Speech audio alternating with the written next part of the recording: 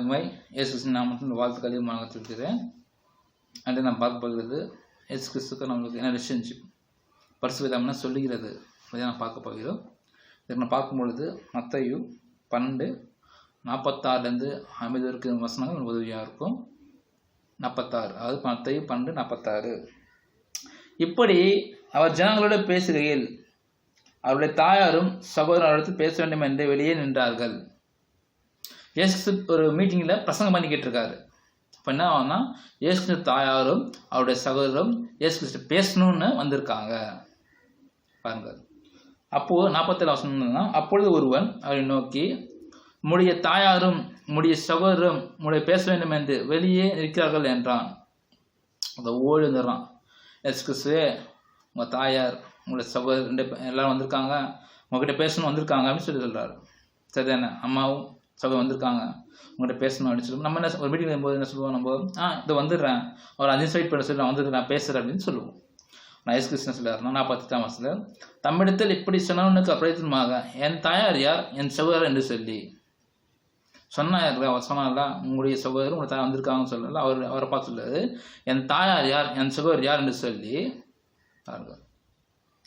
தம்முடைய கையை தம் சீஷருக்கு நேராக நீட்டி, தன்னுடைய கையை எடுத்து அந்த விரலை எடுத்து சீஷருக்கு நேராக, அந்த அப்போஸ்தலருக்கு நேராக நீட்டி, இதோ என் தாயும் என் சகோதரம் இவர்களே.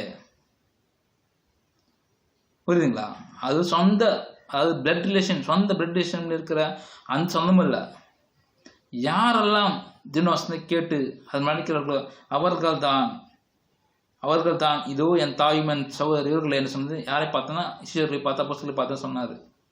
ஏன் அவர்களை பார்த்து சொன்னாங்கன்னா, 50ஆம் வசனம், பரலோகத்தில் இருக்கிற என் பிதாவின் சித்தத்தின்படி செய்கிறவன் எவனோ அவனே எனக்கு சகோதரனும் சகோதரியும் தாயுமாய் இருக்கிறான் என்றார். யாரெல்லாம் உண்மையாய் வசனை கற்றுக்கொண்டு வசனை கேட்டு அதன்படி நினைக்கிறார்களோ அவர்கள் தான் இயேசு கிறிஸ்துக்கு சகோதரனும் சகோதரியும் தாயும். நாம் புரிந்துக்கிறோம் என்னன்னா, தாய் சகோதரி சொல்லியிருக்காங்க, யார் தாய் யார் சகோதரன் யார் சகோதரி என்று சொல்லும் பொழுது அதன் அர்த்தம் அது கிடையாது. சொந்தக்காரங்க இயேசு கிறிஸ்து யாருன்னா, யாரெல்லாம் உண்மையாக இயேசு கிறிஸ்து வார்த்தைகளை பின்பற்றி நடக்கிறார்களோ அவர்கள் தான் சொந்தக்காரர்கள். அது என்னன்னா, ஒருத்தர் வந்து இவர் வந்து இயேசு அம்மா, இவர் வந்து இயேசு தங்கச்சி, இவர் வந்து இயேசு அண்ணா, இயேசு தம்பி, அப்படி அர்த்தம் கிடையாது.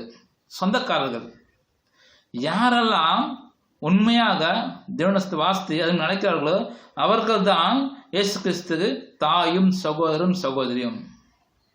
புரியுமானவங்கள? புரியுதுங்களா? தன்னுடைய ஈடுத்த தாயை கூட சொல்லலை. யார் பற்றி சொல்கிறாங்கன்னா, யார் வசத்தை கேட்டு அதன்படி நடக்கிறார்களோ அவர்கள் தான் இயேசு கிறிஸ்துனுடைய சொந்தக்காரர்கள். பொறுமையுடைய கட்டணங்களுக்கு நன்றி. இந்த தேவனுடைய செய்தி உங்களுக்கு பிடித்திருந்தால் சப்ஸ்கிரைப் பண்ணுங்கள். நன்றி.